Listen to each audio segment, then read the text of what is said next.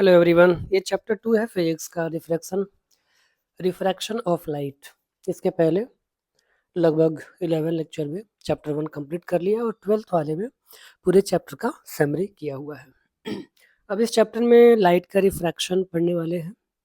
Refraction होता क्या है? तो refraction actually changing of path of light होता है, यानी लाइट अपना पाथ चेंज करता है मीडियम चेंज होने के साथ, उसी को रिफ्रैक्शन कहते हैं। जैसे यहाँ पे दिया हुआ है डेफिनेशन इसका, द रिफ्रैक्शन, एक मिनट आवाज चेक कर लो जरा, आ रहा है?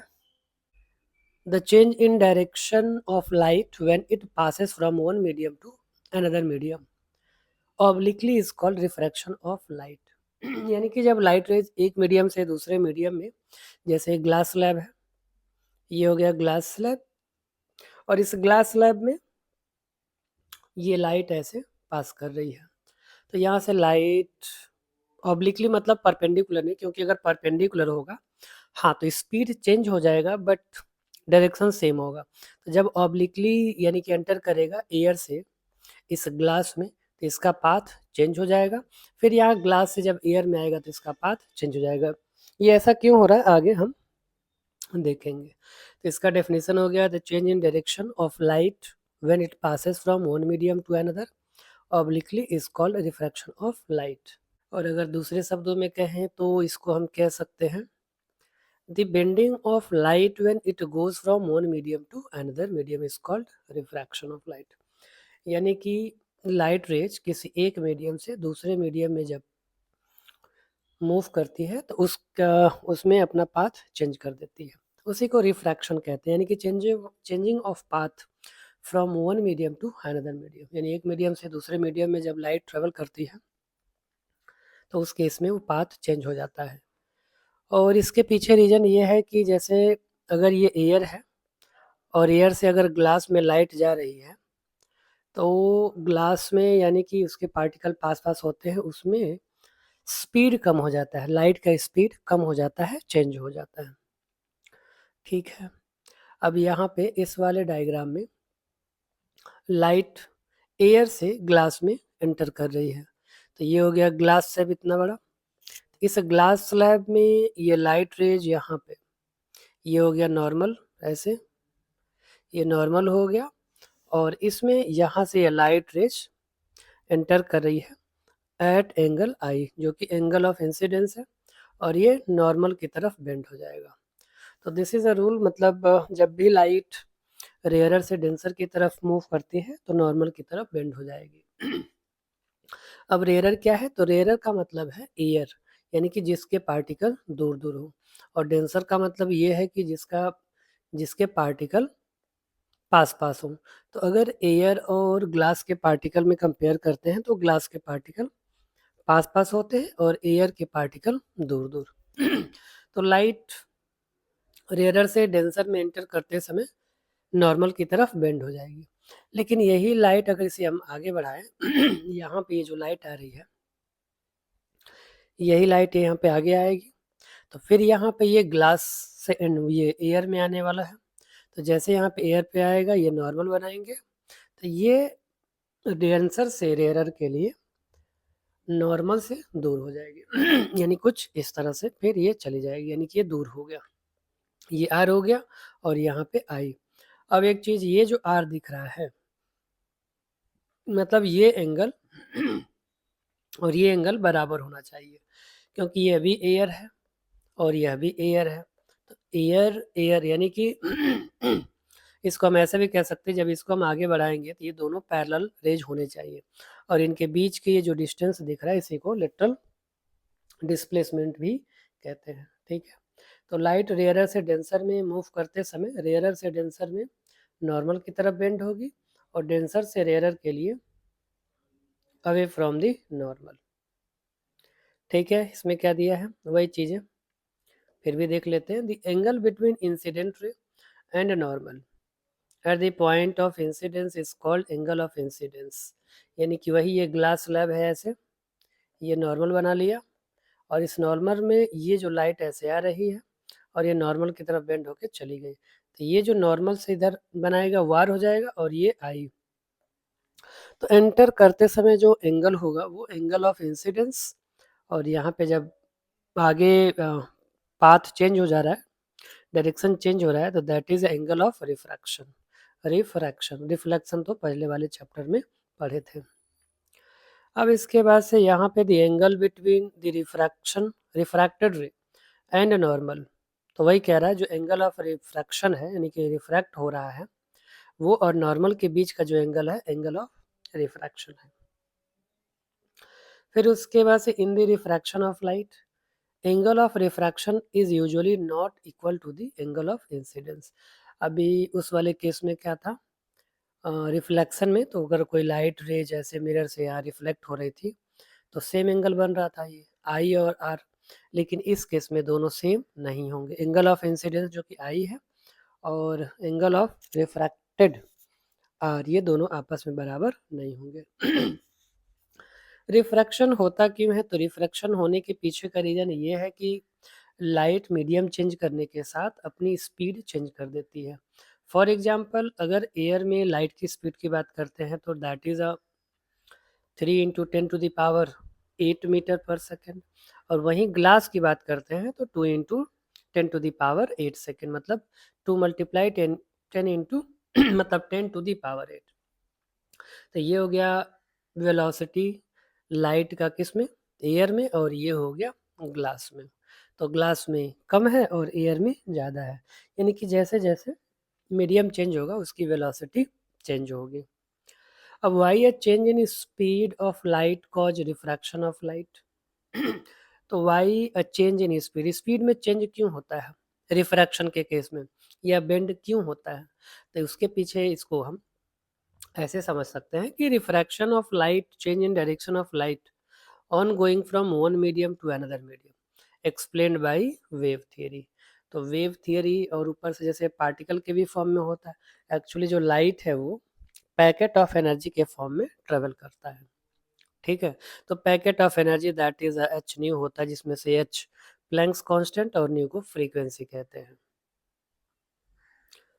तो a beam of light is made up of tiny waves, बहुत सारे छोटे छोटे वेव से बना हुआ है। When a beam of light consisting of light waves and traveling in a certain medium falls obliquely, यानी कि किसी भी ऑब्जेक्ट पे ये ऑब्लिकली जब फॉल करता है गिरता है तो उस केस में ये क्या होगा, on the boundary of another medium then one part of light waves enter into the other medium first. यानी कि अगर लाइट जैसे स्ट्रेट लाइन में ट्रेवल करे तो हम कह रहे हैं कि बहुत सारे पार्टिकल से मिल के बना है ऐसे। तो अगर कोई यहाँ पे इस तरह से मटेरियल है, कोई अनदर मीडियम है, तो जब ये मतलब यहाँ पे जैसे मीडियम चेंज होगा इसका पहला जो पार्टिकल है वो मीडियम में एंटर करेगा, ठीक है, उसके बाद फिर दूसरा, फिर तीसरा, फिर चौथा, इसी तरह से जो पार्ट हैं, जो वेव्स हैं लाइट के वो एंटर करेंगे and its speed changes first. तो पहले क्या होगा, स्पीड चेंज होगा जो स्टार्टिंग के जो क्या है वेव्स हैं, तो क्या होगा, speed changes first but rest of waves enter the other medium a little letter, मतलब थोड़े देर बाद एंटर करेंगे, तो hence its speed changes a little letter. तो इसी वजह से स्पीड जो है स्लोली चेंज होगा। The fact that the speed of light waves on one side of beam of light changes a little before the change in speed of light waves on its other side causes a change in the direction, और जिसकी वजह से ये जो light है अपने direction को change करती है। तो जैसे स्टार्टिंग का जो पार्टिकल होगा उसकी वेलोसिटी पहले चेंज होगी फिर बाद का, फिर इसीलिए मतलब उसका डायरेक्शन भी चेंज हो जाता है। और इसके बाद से and this change in direction of light is called refraction of light, और इसी लाइट के डायरेक्शन को चेंज करने को ही लाइट का रिफ्रैक्शन ऑफ लाइट कहते हैं। और this will become more clear from the following example. अब एग्जाम्पल नीचे देखते हैं। पहले तो यहाँ पे light waves travel faster in air but slower in glass, तो ग्लास में स्लो हो जाएगा और एयर में तेज मूव करेगा। यहाँ पे इसमें देख सकते हैं, ये एक्चुअली पैकेट ऑफ एनर्जी कह लें या छोटे-छोटे वेव्स के फॉर्म में ये ट्रेवल करते हैं। तो यहाँ पे ये हो गया बीम ऑफ लाइट, ये बीम ऑफ लाइट है। अब इसकी ये अलग-अलग पार्ट है, ये जो लाइन जो ड्रॉ है, वो क्या है, लाइट वेव्स हैं। तो उसी के फॉर्म में ये फिर यहाँ पे चेंज भी हो रहा है। ये पास होने का मतलब ये बता रहा है कि इसकी वेलोसिटी चेंज हो जा रही है, मतलब स्लो हो गई। और पहले क्या था, तेज था, क्योंकि वो एयर में था। तो since the speed of left side of the beam of light is reduced little before the right side, इसकी बात कर रहा है, यहाँ पे ज़्यादा है फिर ये यहाँ पे कम हो गया। तो therefore direction of light changes, bending of light occurs and entering the glass slab, और वो धीरे धीरे ग्लास स्लैब में लाइट एंटर कर रहा है। Light waves on this side beam of light reach the glass first, enter the glass first and slow down, तो जो पहले एंटर करेगा वो स्लो हो जाएगा। और फिर यहाँ पे भी जैसे पहले यहाँ पे, फिर यहाँ यहाँ यहाँ ऐसे आगे आगे बढ़ता जा रहा है। फिर यहाँ से ऐसे आया, फिर ये थोड़ा सा बेंड हो गया, फिर ऐसे एयर में फिर से वापस चला गया। अब आते हैं since speed of left side of beam of light, actually diagram ही काफ़ी है। अब आते हैं ऑप्टिकली रेयरर मीडियम और डेंसर मीडियम। तो रेयरर का मतलब एयर और डेंसर का मतलब ग्लास। तो रेयरर का मतलब एयर नहीं है और डेंसर का मतलब एक्चुअली ये डिपेंड करता है कि दो जो सब्सटेंस लिए गए हैं, मटेरियल लिए गए हैं, वो किस तरह के हैं। जैसे एक को ले लिया वाटर और एक ले लिया केरोसिन, तब इस दोनों में जो ज़्यादा डेंस होगा वो डेंसर होगा। जैसे एयर और वाटर में, तो ये एयर और वाटर में तो दिख रहा है कि एयर दूर दूर होते हैं, वाटर के मॉलिक्यूल्स पास पास होते हैं। तो इस केस में वाटर डेंसर होगा और एयर रेयर होगा। लेकिन वाटर और ग्लास लेते हैं तो ग्लास डेंसर हो जाएगा, वाटर रेयर हो जाएगा। तो ये डिपेंड करेगा कि कौन से मटेरियल लिए गए हैं, उस दोनों में उनके पार्टिकल या मॉलिक्यूल्स किस में पास पास है, किस में दूर दूर है। तो जिसमें पास पास होगा डेंसर होगा, जिसमें दूर होंगे रेयर होगा। तो a medium in which speed of light is more is known as optically rarer। तो दो अगर मीडियम लेते हैं तो दोनों में से जिस भी मीडियम में स्पीड अधिक होगा वो रेयर होगा, और जिसमें स्पीड कम होगा वो रेयर डेंसर होगा, जिसमें कम होगा वो डेंसर होगा। तो a medium in which the speed of light is less is known as optically denser medium. तो दो मीडियम है, दो सब्सटेंस है, दो मटेरियल है, तो दोनों में जिसमें भी लाइट का स्पीड अधिक होगा वो रेयर होगा, जिसमें कम होगा वो डेंसर हो गया। और यहाँ पे speed of light in water का दिया है, तो 2.25 इंटू 10⁸ और अभी देखें कि जो 3 या 3 इंटू 10⁸ मीटर सेकेंड था, वो था एयर में स्पीड, और 2.2 इंटू 10⁸ मीटर पर सेकेंड ये था ग्लास में, और 2.25 हो गया 10⁸ मीटर पर सेकेंड, तो ये हो गया वाटर का। अब यहाँ देखें तो सबसे अधिक यहाँ एयर में है, फिर वाटर में, फिर ग्लास में। तो अगर इस दोनों को लेते हैं तब भी ग्लास ग्लास क्या है, डेंसर है और वाटर रेयर है। लेकिन एयर और वाटर को लेते हैं तो वाटर डेंसर होगा और एयर रेयर होगा। तो कंपेयर करते हैं, कंपेरिजन के अकॉर्डिंग ये डिसाइड करते हैं कि रेयर कौन सा है और डेंसर कौन सा है। When a ray of light goes from rare to denser medium, तो रेयर से अगर डेंसर में जाएगा तो लाइट बेंड हो जाएगा नॉर्मल की तरफ, और जब डेंसर से रेयर में पास करेगा तो उस केस में अवे फ्रॉम दी नॉर्मल होगा। तो जैसे यहाँ पे ये हो गया एयर और ये हो गया ग्लास, तो अब ये रेयरर से, यानी कि एयर क्या है, रेयरर है, और रेयरर से ये डेंसर हो गया। तो रेयरर से डेंसर में एंटर करने के बाद ये लाइट रेज हो गया, मतलब नॉर्मल हो गया ये हो गया नॉर्मल। अब इस नॉर्मल में अगर ये लाइट रेज यहाँ पे एंटर कर रही है, तो एंटर करने के बाद से ये डेंसर में आ रहा है तो नॉर्मल की तरफ बेंड हो जाएगा। लेकिन इसी को ऐसे स्ट्रेट लेके जाएं, फिर यहाँ पे ये नॉर्मल बना है, फिर अवे फ्रॉम दी नॉर्मल हो जाएगा, क्योंकि फिर डेंसर ये डेंसर हो गया और ये रेयरर हो गया। सेकेंड केस में refraction of light when it goes from denser medium to rarer medium, denser से रेयरर की तरफ अगर मूव कर रहा है तो उस केस में क्या होगा। तो बता ही दिया, ये डेंसर है, ये डेंसर हो गया, ये रेयरर हो गया।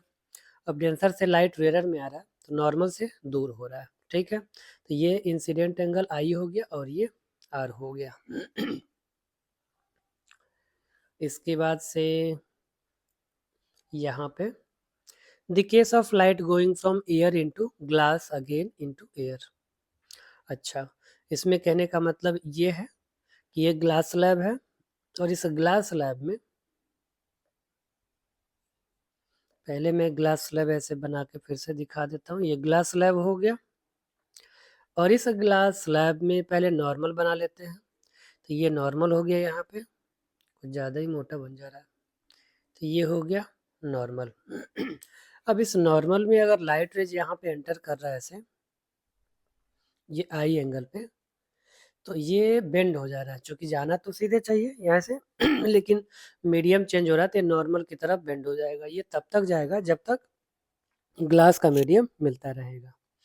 उसके बाद से फिर यहाँ पे ये ग्लास एंड हो रहा है, ये एयर आ गया और ग्लास और एयर में एयर रेयरर हो जाएगा, ये रेयरर हो जाएगा और ये डेंसर।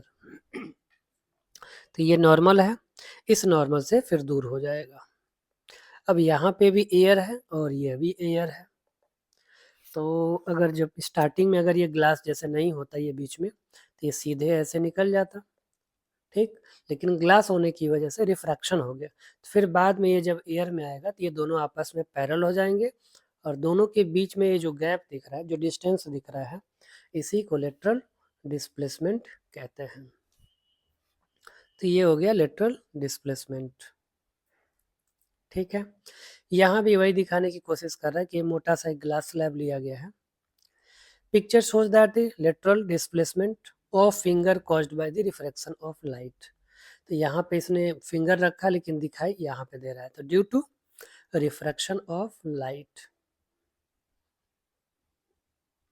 अब वही यहाँ पे बात कर रहा है कि the angle which emergent rays makes with normal, इस एंगल ऑफ एमरजेंट कहते हैं, मतलब बाहर निकल रहा है। तो दोनों एंगल ऑफ इंसिडेंट और इमरजेंट की, और यहाँ 90 डिग्री पे अगर किसी मीडियम में प्रोपोगेट करेगा, आगे बढ़ेगा, तो उसमें कोई चेंज नहीं होगा। हाँ, बट स्पीड चेंज हो जाएगा, यहाँ पे स्पीड अधिक होगा because this is a air और ये हो गया डेंसर,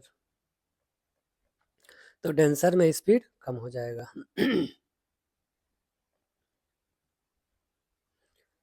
यहाँ भी ये तो ठीक है, वेव के फॉर्म में दिखाया, यहाँ पे रेज के फॉर्म में। ये यहाँ पे एक लाइट रेज है, 90 डिग्री पर ग्लास में एंटर कर रहा है और 90 डिग्री पे ही वापस भी आ रहा है। अब effect of refraction of light देखते हैं। Effect of refraction of light, क्या इफेक्ट है इसका। तो वही जो स्टिक है या जो पेंसिल है ऑब्लिकली अगर उस पर एंटर कर रहा है तो partly immersed in water appear to be bend.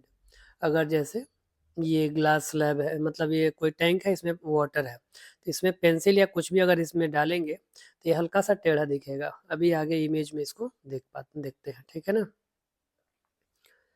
तो ये हो गया। अब इसके बाद से यहाँ पे अगर object placed under water appears raised, थोड़ा सा उठा हुआ दिखता है, और ये pool of water appears to be less deep, अगर ज़्यादा गहरा है, पानी साफ है, तो रिफ्रैक्शन ऑफ लाइट की वजह से वो थोड़ा सा सरफेस ऊपर उठा हुआ दिखेगा, मतलब लगेगा कि वो गहरा नहीं है, पर वो गहरा होता है due to refraction of light. Thick glass slab, अगर कोई मोटा ग्लास स्लैब है तो over some printed matter letter appear to be raised, लगेगा कि वो उठा हुआ है टॉप पे। फिर lemon kept in water in glass tumbler appears to be bigger, बड़ा दिखेगा ड्यू टू रिफ्रैक्शन। और क्या होगा, स्टार अपीयर ट्विंकलिंग, जो स्टार आसमान में ट्विंकलिंग करते हैं वही रीजन होता है, क्योंकि वहाँ से लाइट आते आते कई बार रिफ्रैक्शन होता है तो पाथ चेंज हो जाता है, तो हमारी आंखों तक पहुँचते पहुँचते वो अपना पाथ चेंज कर चुका होता है। अब फिर जब तक वो दूसरी लाइट आती है बीच में गैप हो जाती है, तो गैप की वजह से वो ट्विंकलिंग जैसा, यानी कि जलना बुझना या ऑन ऑफ जैसा फील होता है, तो वो ट्विंकलिंग होता है, मतलब ऐसा प्रतीत होता है, पर ऐसा नहीं होता है ये। तो all these effect are produced by the refraction of light, change in direction of light when it passes from one medium to another, यानी कि एक मीडियम से जब भी दूसरे मीडियम में, जैसे यहाँ पे ये क्या, stick partly immersed in water appears to be bend, यहाँ पे हालांकि ये रॉड है पूरा ऐसे, लेकिन ये यहाँ पे दिख रहा है कि ये यहाँ पे है, क्योंकि रिफ्रैक्शन ऑफ लाइट। और ये कैसे दिखता है, जैसे यहाँ पे अगर यहाँ से अगर हम देख रहे हैं, यहाँ से देख रहे हैं, ये पेंसिल है या फिर कुछ भी कोई रॉड है, कुछ भी हो सकता है। तो यहाँ पे हुआ क्या, एक्चुअली यहाँ से लाइट रह जाएंगे नहीं, ये ऑब्जेक्ट से हमारी आंखों में आएंगे, तो पहले तो यहाँ लाइट रह जाई ऐसे, लेकिन यहाँ पे ये डेंसर हो गया और ये रेयरर हो गया, तो डेंसर से रेयरर में जाते समय अवे फ्रॉम द नॉर्मल होगा, तो ये अवे हो गया। फिर दूसरी लाइट यहाँ से ऐसे एंटर कर गई, ये नॉर्मल हो गया, फिर ये नॉर्मल से रेयरर से, डेंसर से रेयरर में जाते समय अवे फ्रॉम द नॉर्मल होगा, ठीक है ना, ये अवे हो गया। तो अब ये इसको जब हम सीधा बढ़ाएंगे तो लगेगा कि यहाँ पे, ये दोनों सीधा यहाँ पे मिल रहा है, तो हमें ऑब्जेक्ट इसके बजाय यहाँ पे दिखाई देगा, तो हर पॉइंट पे होगा। फिर यहाँ से भी ऐसे निकलेंगी दो रेज, यहाँ से भी, यहाँ से भी, यहाँ से भी, तो ये पूरी जो लाइन है वो यहाँ पे हमें देखने को मिलेगा। सेम ऐसे क्वाइन के केस में भी होगा। और ये जो बच्चा मछली मारने की कोशिश कर रहा है, उसका स्टिक भी यहाँ से टेढ़ा दिख रहा है due to refraction of light. ये जो पेंसिल ये हल्का सा टूटा हुआ है, टेढ़ा दिख रहा है, that is also due to refraction of light. फिर यहाँ पे object, an object placed under water appears to be raised, ये जो क्वाइन है यहाँ पे, अभी यहाँ वाटर है इसमें, तो ये पहले यहाँ पे है। अब फिर से एक बार समझ लेते हैं कि है फेनामेना क्या। अब ये ऑब्जेक्ट से लाइट ऐसे निकला, फिर ये यहाँ पे ये रेयरर हो गया और ये डेंसर। रेयरर मतलब एयर, मतलब दोनों में स्पीड लाइट का ज़्यादा होगा, वही रेयरर होगा। तो यहाँ रेयरर में जाने का मतलब ये नॉर्मल से, ये नॉर्मल हो गया तो नॉर्मल से अभी चला जाएगा, चला गया। फिर ये दूसरी लाइट रेज ऐसे गई, फिर यहाँ पे सरफेस खत्म, फिर वॉट यहाँ पे नॉर्मल बनाएंगे, फिर यहाँ से अवे फ्रॉम दी नॉर्मल, फिर आगे बढ़ाएंगे तो ये दोनों ऐसे यहाँ पे, तो इस तरह से ये जो ओरिजिनल पोजीशन है ये यहाँ पे उठा हुआ दिखेगा, दैट इज अ इमेज। तो ये सब क्यों हो रहा है, due to refraction of light. लेकिन यही यहाँ से जब पानी हटा देंगे, मतलब ये वाटर को रिमूव करेंगे, कोई अगर वाटर नहीं है तो जहाँ का तहाँ ही दिखेगा, क्योंकि यहाँ पर रिफ्रैक्शन होगा ही नहीं, क्योंकि ये पूरा मीडियम क्या है, एयर ही है, तो एयर में कोई रिफ्रैक्शन नहीं हुआ, मीडियम चेंज ही नहीं हुआ, इसलिए रिफ्रैक्शन भी नहीं हुआ। तो यहाँ पे वही कह रहा है कि when the coin is under water then due to refraction of light a virtual image of the coin is formed nearer to water surface, and since the virtual image of coin which we see is nearer to viewer surface, so the coin appears to be rich on adding water। तो मतलब पानी को जैसे ही add करेंगे medium change होगा, refraction होना शुरू हो जाएगा। अब यहाँ भी अगर कोई ऑब्जेक्ट यहाँ है, जैसे ये पूल की ही अगर बात कर लेते हैं, स्विमिंग पूल, तो ये इसका जो बेस है नीचे यहाँ पे ओ पे दिख रहा है, लेकिन अगर ऐसे सीधा देखेंगे तो रिफ्रैक्शन की वजह से यहाँ पे दिखेगा, क्योंकि यहाँ से लाइट रेज ट्रेवल करेगी, फिर एयर में जाएगा, यहाँ से बेंड हो जाएगा, फिर वही चीज़ यहाँ पे ऐसे यहाँ से जा रही है और ये नॉर्मल से अवे हो जाएगा। लेकिन एक्चुअल में था क्या, अब बेंड होने के बाद जब आगे बढ़ाएंगे तो यहाँ पे आके मिल जाएगा, तो जहाँ भी आके मिलेगा हमें इमेज वहीं दिखाई देगा और सरफेस भी लगेगा कि उतना ही है, तो इतना सरफेस में गैप दिख रहा है। और जैसे ही पैर रखेंगे डब से नीचे, तो इसलिए ध्यान से, ठीक है ना। और ये क्यों है, due to refraction of light. तो यहाँ पे when we look into pool of water we do not see the actual bottom of the pool. We see a virtual image of bottom, मतलब एक्चुअल जो है वो दिखाई नहीं देगा, जो वर्चुअल है वो दिखाई देगा. तो which is formed by the refraction of light coming from the pool water into the air. तो it's all about refraction of light. और इस तरह से इतना टॉपिक ये खत्म हो गया. इस पे कुछ क्वेश्चन है उसको डिस्कस कर लेते हैं. तो if ray of light goes from a rare medium to denser,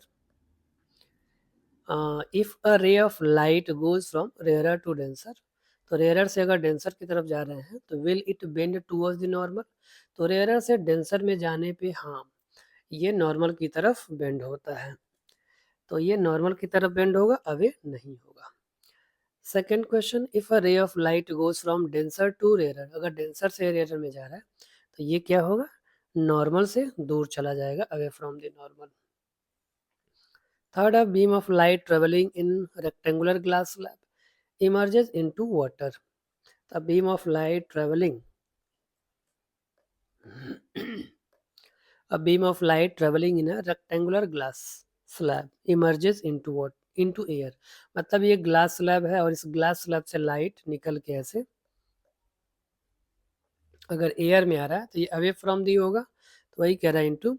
तो ड्रॉ द रे diagram indicating the changes its path. तो ऐसा ही बनाना होगा, एक ग्लास स्लैब बनाएंगे, फिर उसके बाद से यहाँ से लाइट आ रहा है, फिर नॉर्मल बनाएंगे और नॉर्मल से दिखा देंगे कि अवे फ्रॉम दी नॉर्मल. तो ये आई हो गया, ये आर हो गया. तो दिस वुड बी, मतलब यही क्या होगा, डायग्राम होगा. तो पहला हो गया, फर्स्ट, सेकेंड, थर्ड. फोर्थ पे आते हैं, beam of light travelling in air incident on water. अब पानी का ले लेंगे ग्लास स्लैब की जगह पे. तो रे diagram indicating the change its path in water, तो ये भी हो जाएगा. अ beam of light travelling in air, हाँ मतलब ये जो ऐसे ऐसे वाटर अब बनाना पड़ेगा, मतलब ऐसे वाटर बना लेंगे, फिर यहाँ पे एक सरफेस हो जाएगा, यहाँ से लाइट आ रही है, नॉर्मल पहले बना लेंगे, लाइट आई, ये आई हो गया और ये बेंड हो जाएगा किसमें, वाटर में, टूवर्ड्स द नॉर्मल, क्योंकि रेयर से डेंसर में. इसके अपोजिट भी कर सकते हैं, जब ये डेंसर से रेयर में जाएगा, मतलब वाटर से ये डेंसर से रेयर में, तो डेंसर से रेयर में जाते समय नॉर्मल से दूर हो जाएगा.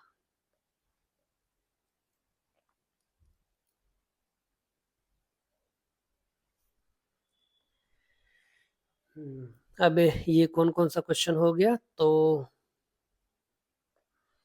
1 2 3 4 हो गया. 5 देख लिया, 5 रे डायग्राम, एक मिनट. रे of light travelling in water emerges into water. Travelling in water यानी वाटर से ये एयर में जा रहा है, वाटर से एयर में जाएगा, यानी कि जो ये फोर्स था उसी का जस्ट अपोजिट, ये भी हो जाएगा. अब फिफ्थ में आते हैं, क्वेश्चन नंबर 6 पे.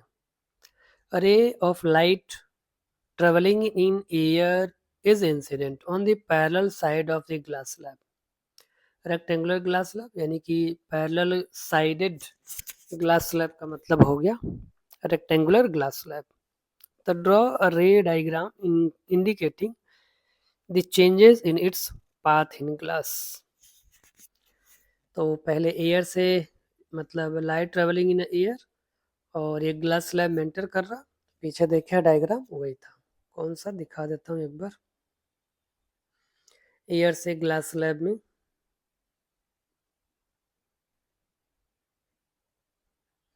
ये रहा, इसी को एक साइड ले लेंगे तो ये हो जाएगा.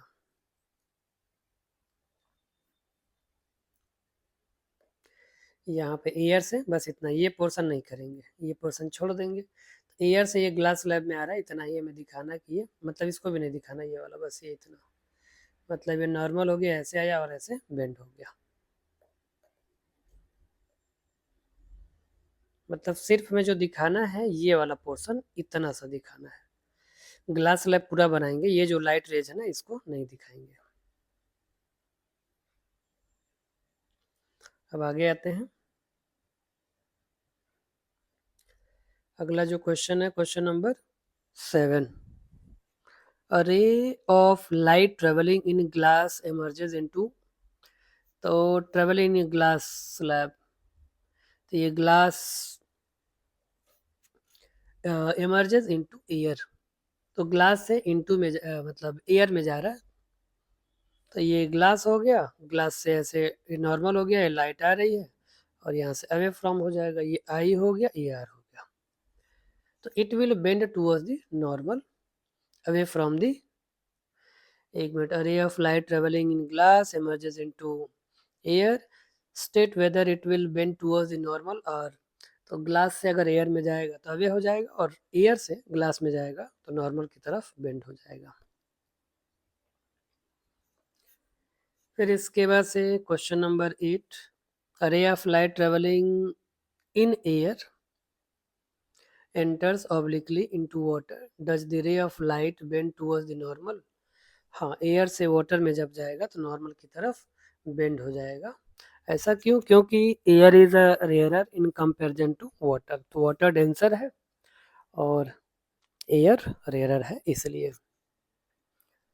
फिर उसके बाद से 9th, ray of light goes from water to into air, water से अगर एयर में जाएगा तो light rays away from the normal हो जाएगा। फिर 10th में state two effect of caused by the refraction of light. अभी पीछे इसका लगभग 4-5 यानी कि कई सारे इफेक्ट थे, उसको देखे रिफ्रैक्शन ऑफ लाइट का। ठीक है, तो अगला, name phenomena due to which swimming pool appears less deep, क्योंकि due to refraction of light ये जो डीप है वो हमें ऊपर दिखाई देता है, यानी कि लेस डीप दिखाई देता है। Question number 12, when a ray of light passes from air to into glass, air से अगर ग्लास में जाएगा तो is angle of refraction greater than the, okay, अब इसको फिर यहाँ समझते हैं। ये हो गया ग्लास स्लैब, ये नॉर्मल हो गया, लाइट ऐसे अगर आ रही है इस तरह से आई एंगल पे, तो एयर से ग्लास में जा रहा था, ये तो नॉर्मल की तरफ बेंड हो जाएगा। तो इस केस में angle i greater than angle r, तो इस केस में आई जो है ना वो बड़ा होगा, आर छोटा होगा। तो कह रहा है एंगल ऑफ रिफ्रैक्शन, तो is the angle of refraction greater than the less than the angle of incidence, तो ये r जो है छोटा होगा और i बड़ा होगा, तो ये एंगल ऑफ रिफ्रैक्शन बड़ा नहीं होगा। ठीक है ना, angle of refraction angle of refraction r ये वाला है, तो ये छोटा होगा। 13, a ray of light passes from air into a block of glass, a ray of light passes from air into block of glass, यानी कि ग्लास का एक ब्लॉक है कुछ इस तरह से, और एयर से लाइट ट्रेवल करके इस ग्लास में जा रही है, तो does it bend towards the normal? हाँ, नॉर्मल की तरफ बेंड होगा, क्योंकि एयर रेयर है और ब्लॉक ऑफ ग्लास डेंसर है इसलिए। 14, as light rays pass from water into glass, तब वाटर और ग्लास है तो ग्लास डेंसर होगा और ये वाटर रेयर होगा। तो अगर वाटर से ग्लास में जाएगा तब भी जो एंगल ऑफ रिफ्रैक्शन है वो नॉर्मल की तरफ बेंड होगा, यानी कि आर छोटा और आई बड़ा होगा। अब अगला question,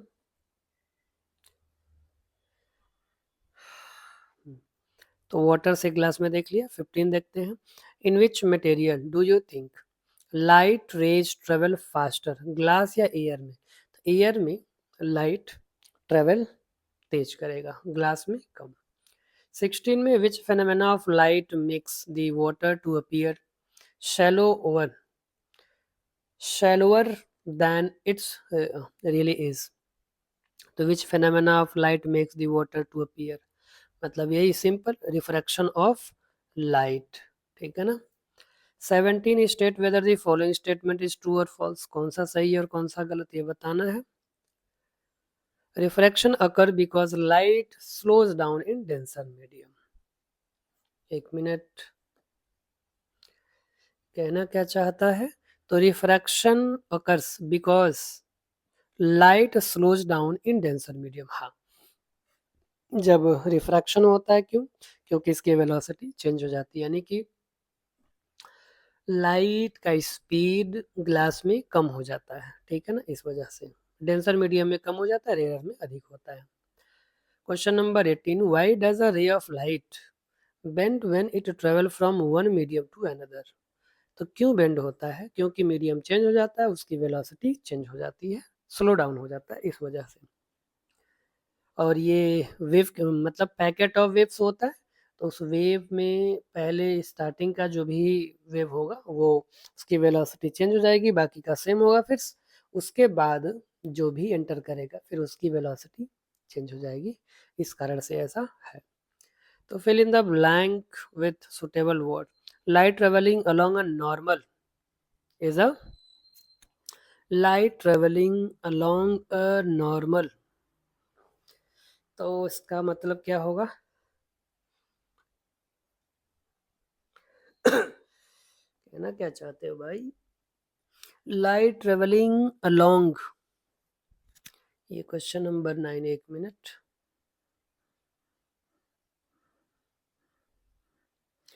very very short answer type है ना, और ये 19 है, एक मिनट यहाँ पे दिया भी होगा, देख लेते हैं।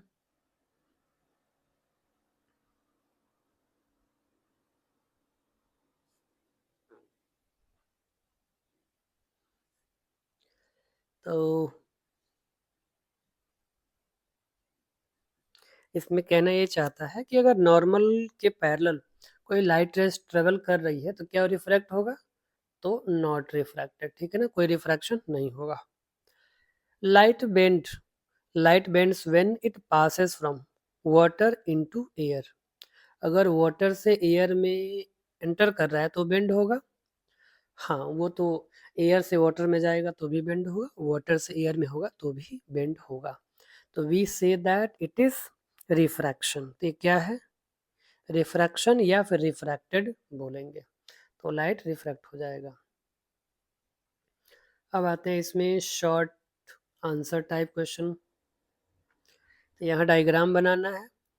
What is mean by refraction of light, definition लिखना है जो स्टार्टिंग में, और लेबल्ड रे मतलब स्टार्टिंग में जो डायग्राम है वही बनाना है।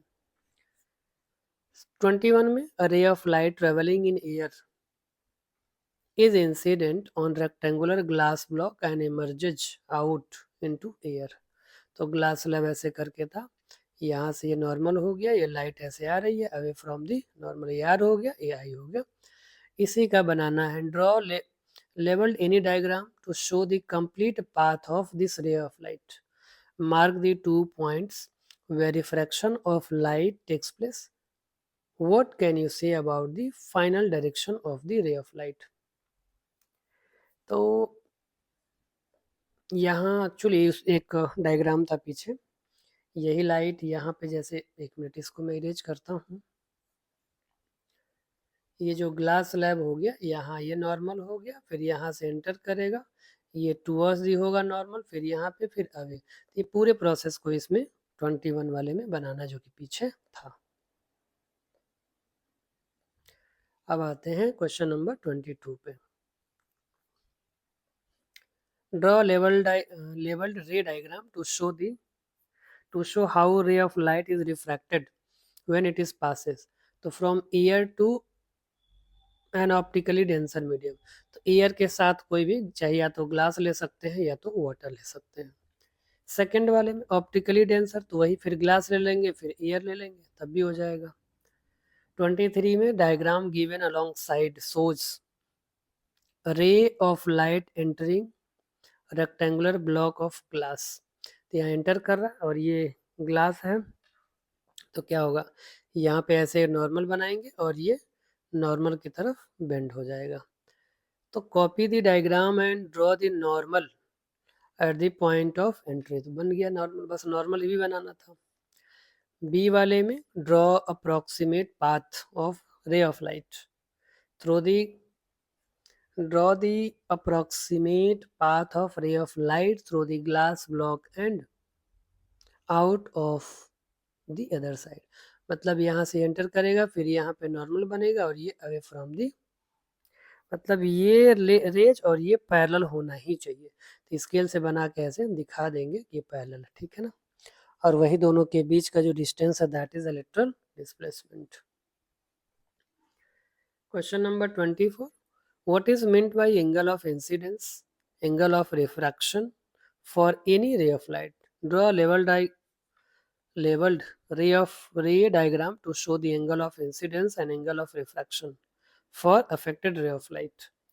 तो सिंपल इसका यही दिखाना है कि ये ग्लास स्लैब ले लेंगे, ये नॉर्मल हो गया, यहाँ से लाइट आ रही है, ये आई हो गया, और ये इधर बेंड हो जाएगा, ये आर। तो ये आई जो हो गया यही हो गया एंगल ऑफ इंसिडेंस, और ये हो जाएगा एंगल ऑफ रिफ्रैक्शन। तो ये ऐसे बना के दिखा देना है।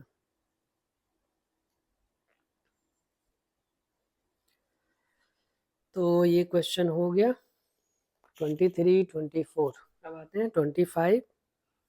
तो light travel more quickly through water than through glass. तो light travels more quickly through water than through glass. तो which is optically denser, water या ग्लास? तो ग्लास ऑप्टिकली डेंसर है और वाटर लेस है, मतलब वाटर रेयरर हो जाएगा in comparison to glass. Glass के कंपेयर में जो वाटर है वो रेयरर होगा। If a ray of light passes from glass into water, अगर ग्लास से वाटर में जाएगा तो ग्लास हो गया डेंसर और वाटर हो गया रेयरर। तो which way will it bend towards the normal और अवे फ्रॉम द नॉर्मल? तो अगर ग्लास से वाटर में लेते हैं तो ग्लास से वाटर मिलेंगे, तो इस केस में एक मिनट, हाँ, ग्लास से नॉर्मल लिया क्या, पहले देखता हूँ लो एक बार। If a ray of light passes from glass into water which way will it bend? हाँ, तो ग्लास से वाटर में जब लेंगे तो ग्लास हो गया डेंसर, वाटर हो गया रेयरर। तो डेंसर से रेयरर में जाने की वजह से नॉर्मल से दूर हो जाएगा, अवे फ्रॉम द नॉर्मल।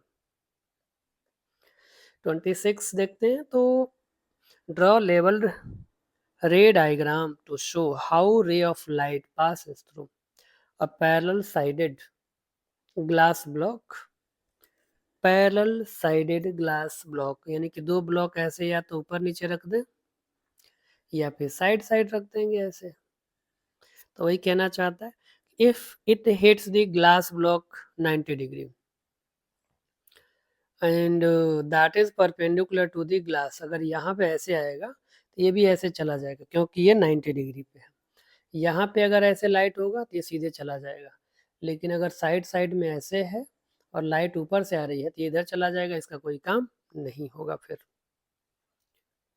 अब हम बात करते हैं नेक्स्ट, नहीं, बी वाला पोर्शन है अभी। तो if it hit the glass block at angle other than 90, अगर 90 के अलावा होगा तो वो डिपेंड करेगा। अगर दो ब्लॉक हैं ऐसे और ये ऐसे आ रहा है, तो सपोज कि ये दो ग्लास स्लैब है, अगर दोनों का मटेरियल चेंज है तब तो प्रॉब्लम होगी। और चेंज नहीं है, बिल्कुल पास में है और बीच में एयर भी नहीं है, तो ये रिफ्रैक्शन के बाद जैसे भी ये जाएगा ये चला जाएगा, ठीक है ना। लेकिन थोड़ा सा यहाँ पे डिस्टॉर्शन तो होगा ही, लेकिन उसे इग्नोर करेंगे।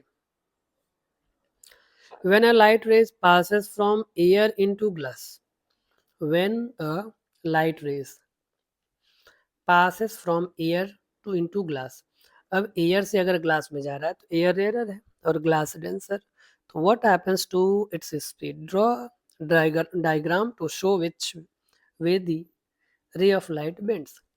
तो एयर से अगर ग्लास में जाएगा, एयर से ग्लास में जाने का मतलब ये नॉर्मल की तरफ बेंड हो जाएगा, ये हो गया रे डायग्राम, और इसकी स्पीड कम हो जाएगी ग्लास में।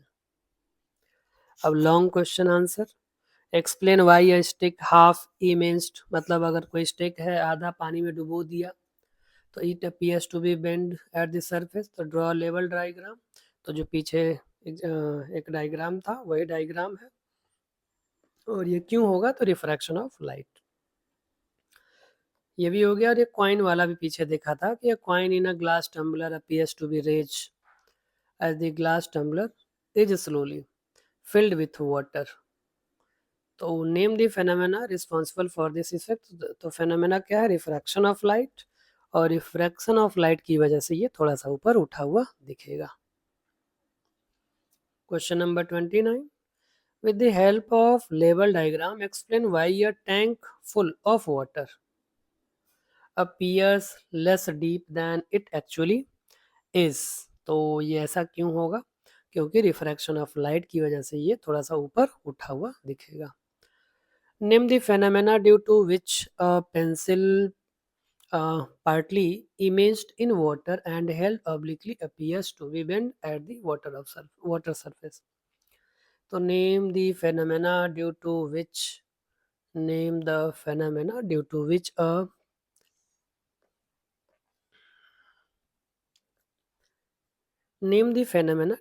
which pencil partially immersed in water held obliquely appears to bend at the water surface. तो ये भी रिफ्रैक्शन ऑफ लाइट है. पूरा वो डायग्राम बना के इसमें दिखाना पड़ेगा क्योंकि ये लॉन्ग आंसर टाइप क्वेश्चन है, तो इसमें डायग्राम बनाना जरूरी है और बनाने के बाद से बता देंगे कि ये कैसे बेंड हो रहा है. With the help of diagram show how when light falls obliquely, मतलब लाइट कैसे ऑब्लिकली यानी कि तिरछा पड़ रहा है on the side of the rectangular glass slab. तो ये ग्लास स्लैब है, ये ऐसे तिरछा आएगा लाइट रेज, ये नॉर्मल हो गया तो ये नॉर्मल की तरफ बेंड हो गया. Emerges rays is called parallel to the incident ray. ठीक है, अब आगे बात करते हैं. Show the lateral displacement of the. अब वो सेम ये पूरा ऐसे बनाना, यहाँ से लाइट आएगा फिर ऐसे आके फिर यहाँ से चला जाएगा, इसको आगे बढ़ाएंगे. ये जो डिस्टेंस है that is a lateral displacement और वही बनाना भी है. उसके बाद से state two factors on which the lateral displacement of emergent ray depends. तो two factors on which the lateral displacement, तो वही रिफ्रैक्शन ऑफ लाइट और स्पीड चेंज होता है किसका, लाइट का. ये दो चीजें. Explain with the help of labelled ray of diagram why a pencil partially immersed in water appears to bend at the water surface. State whether the bending of pencil will increase or decrease if water is replaced by another liquid which is optically more denser. Obviously अगर जैसे ये था ऐसे यहाँ पे water इसमें fill है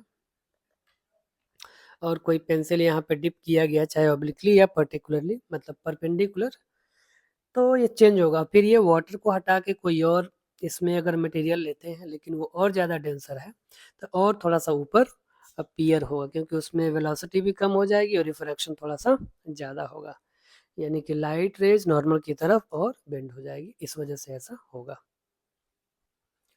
अब आते हैं यहाँ पे कुछ एमसीक्यू हैं वो कंप्लीट करते हैं फिर ये लेक्चर समाप्त करेंगे. फिर light travelling from denser medium से रेयर में जा रहा है, तो डेंसर से रेयर में जाएगा तो जो लाइट है वो नॉर्मल की तरफ बेंड होगा, is reflected toward the normal. ये नहीं, ये सब नहीं. 33 अरे of light passes from glass into air. अगर ग्लास से एयर में जा रहा है, ग्लास से एयर में जा रहा है तो नॉर्मल से दूर जाएगा, तो उस केस में कह रहा है एंगल ऑफ रिफ्लेक्शन. तो अगर इसे बनाऊं कहाँ जा रहा है, ग्लास से एयर में जा रहा है, तो या तो ऐसे यहाँ नॉर्मल हो गया, यहाँ से लाइट आ रही है और ये एयर में आ गया, ये एयर है तो यहाँ पे एंगल आई हो गया, ये आर हो गया, तो यहाँ पे आई छोटा हो गया और आर बड़ा हो गया. तो एंगल ऑफ रिफ्रैक्शन बड़ा होगा जब डेंसर से रेयर में जाएगा और ये डेंसर है ग्लास, एयर रेयर है तो ग्रेटर होगा. तो इक्वल कह रहा है, ये नहीं होगा. Greater than the angle of incident ये होगा और ये दोनों नहीं होंगे. फिर उसके बाद से रे of light travelling in air, रे of light travelling in air goes into water. अगर एयर से वाटर में जा रहा है तो एंगल ऑफ रिफ्रैक्शन यानी आर की वैल्यू क्या होगी. तो फिर यहाँ पे बनाते एयर से वाटर, तो ये बना लिया वाटर, ये नॉर्मल, ये लाइट हो गया, ये आई हो गया और ये वाटर में जा रहा है तो आर हो गया. तो यहाँ पे आई बड़ा होगा आर से. तो पूछा क्या एंगल ऑफ रिफ्रैक्शन, तो ये आर क्या हो गया, छोटा हो गया. तो लिखेंगे क्या, smaller than the angle of incidence, B option, क्योंकि 90 नहीं होगा, इक्वल नहीं होगा और बड़ा भी नहीं होगा। अब आगे आते हैं यहाँ पे, speed of light, speed of light in air, air में 3 इंटू 10⁸ होता है। ओ हो, बिल्कुल यही तो ध्यान रखना है। तो यहाँ पे 3 इंटू 10⁸ मीटर पर सेकेंड है, तो ये सेंटीमीटर है, ये गलत हो जाएगा। ये किलोमीटर पर सेकेंड गलत हो गया, मिलीमीटर पर सेकेंड गलत, ये डी ऑप्शन मीटर पर सेकेंड है। तो यूनिट का भी खास ख्याल रखना है। When a ray of light travelling in glass inter into water, glass से अगर वाटर में जा रहा है तो ये डेंसर हो गया, ये रेयरर हो गया। तो डेंसर से रेयरर में जा रहा है, तो पूछा क्या है, व्हेन अ लाइट रे of light travelling in a glass enter obliquely, तो क्या होगा देखते हैं। डेंसर से रेयरर में जा रहा है, is refracted towards the normal, नहीं, रेयरर में जाएगा तो अवे फ्रॉम द नॉर्मल होगा। तो कहाँ पे है, ये तो कह रहा है टुवर्ड्स नॉर्मल, ये नहीं होगा। गोज अलोंग नॉर्मल, ये भी नहीं होगा। It is not refracted at all, ये भी गलत है। It is refracted away from the normal, yes, तो ये अवे फ्रॉम द नॉर्मल होगा। 37 में, रे of light travelling in water falls at a right angle, अगर 90 डिग्री पे आता है तो क्या होगा, of parallel sided glass block, तो रिफ्रैक्टेड टुवर्ड्स द नॉर्मल, नहीं, रिफ्रैक्टेड अवे, ये भी नहीं, does not gate refracted, yes, ये मतलब कोई रिफ्रैक्शन नहीं होगा क्योंकि परपेंडिकुलर आ रहा है इसीलिए। Is refracted along the same path, हाँ ये कह सकते हैं। Does does not gate refracted, it is same path, नहीं नहीं नहीं, वापिस तो जाएगा नहीं। पर ये देखो दोनों में कंफ्यूजन हो सकता है, सी और डी में। एक्चुअली अगर इस तरह से ग्लास स्लैब है, परपेंडिकुलर है, तो सीधे ही जाएगा। तो यहाँ कह रहे हैं डज नॉट गेट रिफ्रैक्टेड, तो रिफ्रैक्शन तो हो रहा है क्योंकि स्पीड चेंज हो जाएगी। तो यहाँ पे डज नॉट कह रहा, तो ये आंसर नहीं लेंगे, ये लेंगे। इज रिफ्रैक्टेड बट क्या होगा, सेम पाथ, मतलब रिफ्रैक्ट तो हो रहा है सेम पाथ में, क्योंकि ये एयर है और ये ग्लास है, तो इसमें वेलोसिटी कम हो जाएगी।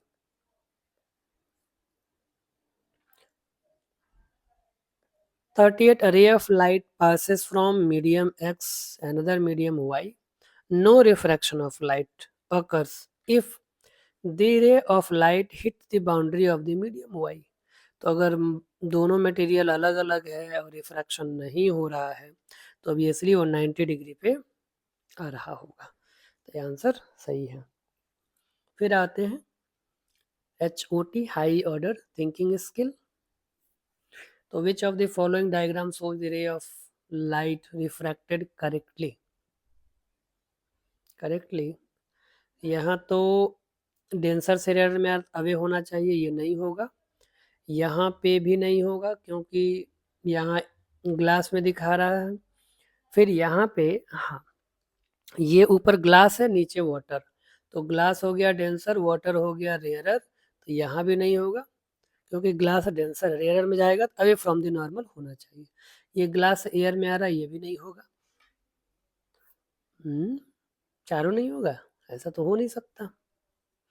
Water air, air glass, glass water, glass denser है वाटर से, तो डेंसर में जाएगा तो टुवर्ड द नॉर्मल होना चाहिए। एक बार और इसको देखते हैं, ये पहले वाले में तो ये वाटर है, वाटर से एयर में जा रहा, दूर नहीं जा रहा, तो नहीं होगा। फिर ये भी एयर है और एयर से ये, एयर से ये चूंकि एयर है और ये ग्लास है, तो एयर से ग्लास में जाएगा तो मतलब टुवर्ड नॉर्मल आना चाहिए, तो नॉर्मल में भी नहीं जा रहा, तो ये भी नहीं होगा।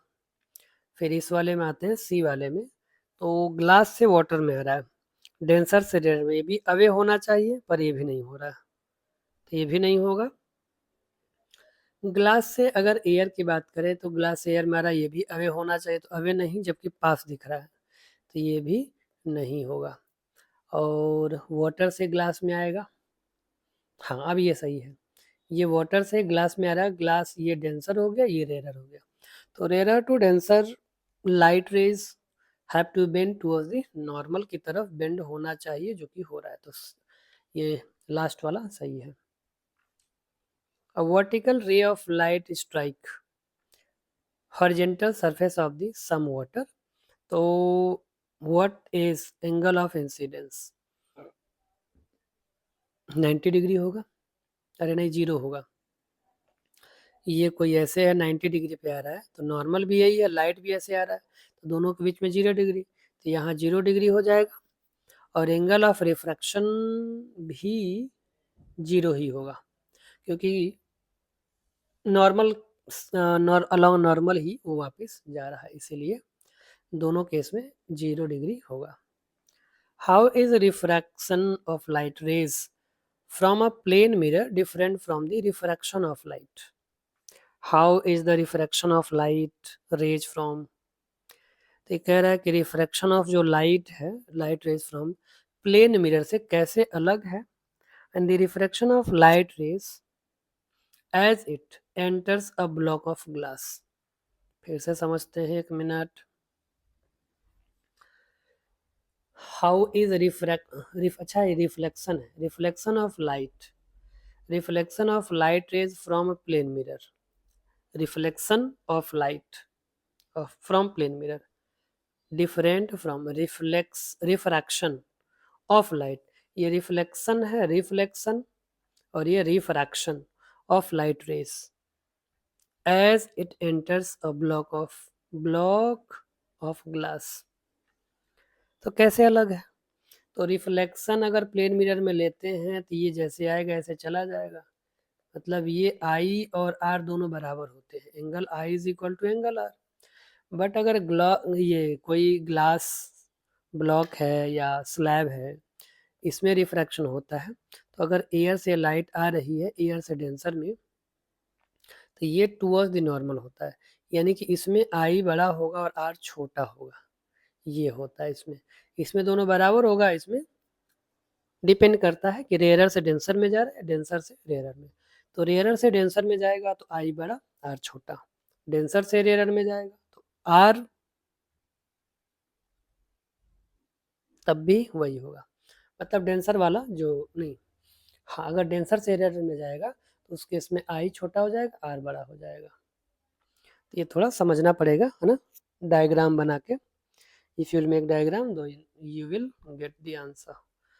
कि डायग्राम बना के समझना बहुत ही ज़रूरी है ना, इन सब चीज़ों के लिए केवल बोल के समझना थोड़ा सा अलग हो सकता है आगे। तो ये हो गया 40, 41 और 42। How does light travel, how does light travel, light have to enter the glass to produce a large amount of bending. तो जब बेंडिंग अगर चाहिए तो रेयरर से डेंसर में जाएंगे, तो रिफ्रैक्शन के बाद बेंड होगा, और जितना ज़्यादा उसका रिफ्रैक्टिव इंडेक्स ज़्यादा, वो तो आगे बात करेंगे रिफ्रैक्टिव इंडेक्स की, मतलब जितना ज़्यादा डेंस होगा उतना ज़्यादा बेंड होगा। फॉर नो रिफ्रैक्शन, तो नो रिफ्रैक्शन के लिए उसे 90 डिग्री पे, यानी कि नॉर्मल के अलॉन्ग ही हम एंटर कराएंगे, तो कोई रिफ्रैक्शन नहीं होगा। 43 में how can you bend light away from the normal, तो जब डेंसर से हम रेयरर में जाएंगे, यहाँ डेंसर से रेयरर में जाएंगे तो ये अवे चला जाएगा, ये आर हो गया और ये आई है। फिर बी इसका पोर्शन क्या है, how must light travel out of substance if it is not going to refracted. तो how must light travel out of the substance if it is not going to be refracted, कोई refraction ना हो उसके लिए क्या करेंगे। तो एक तो है कि रिफ्रैक्शन का मतलब बेंडिंग ऑफ लाइट है, तो लाइट को बेंड ही नहीं कराना है, तो 90 डिग्री पे परपेंडिकुलरली हाँ फॉल कराएंगे, ठीक है ना, तो उस केस में रिफ्रैक्शन नहीं होगा या फिर कोई चेंज नहीं होगा। इसके बाद क्या है, अच्छा अभी क्वेश्चन है 2 ठो और। तो ये है draw the complete following diagram बनाना है। What happens to beam of light as they enters the glass block. अच्छा पीछे देखा, इसमें हर जगह बनाना पड़ेगा, क्या बनाना पड़ेगा, यहाँ पे ऐसे नॉर्मल बनाएंगे, फिर ये टूवर्ड्स बेंड हो जाएगा, फिर ये नॉर्मल बनाएंगे टूवर्ड्स बेंड हो जाएगा, और पैरेलल ही होगा क्योंकि मटेरियल सेम है। फिर यहाँ पे जब बनाएंगे नॉर्मल तो ये अवे हो जाएगा, यहाँ पे भी बनाएंगे तो ये अवे हो जाएगा, और यहाँ पे भी। तो ये जो दिख रहा है ये दोनों आपस में पैरेलल होंगे, अब आगे बढ़ाएंगे तो लेटरल इन्वर्जन, बस यही बोला है कि इसमें जो कैसे रिफ्रैक्शन होगा ये बनाना है। और ये 90 वाला तो सीधे ही चला जाएगा, ऐसे कोई रिफ्रैक्शन ही नहीं होगा क्योंकि ये नॉर्मल के ही अलोंग है इसीलिए। क्वेश्चन नंबर 45, तो 45 में देखते हैं 45 क्या है। Why does a beam of light bend when it enters a glass at the an angle, why does it not bend? तो ये किसी एंगल पे जब करेंगे तो बेंड होगा, और अगर बेंड नहीं कराना तो उसको 90 डिग्री पे एंटर कराएंगे उस मटेरियल पे, मतलब कोई भी चाहे वाटर हो या ग्लास स्लैब हो। तो इस तरह से ये फर्स्ट पोर्शन इसका कंप्लीट हो गया, और नेक्स्ट पोर्शन में will talk about laws of refraction, कि रिफ्रैक्शन का लॉज क्या होता है, ठीक है ना। तो अब आगे आप देखते रहिए, पढ़ते रहिए, फिर मिलेंगे नेक्स्ट लेक्चर में। तब तक के लिए बहुत बहुत धन्यवाद। Thank you.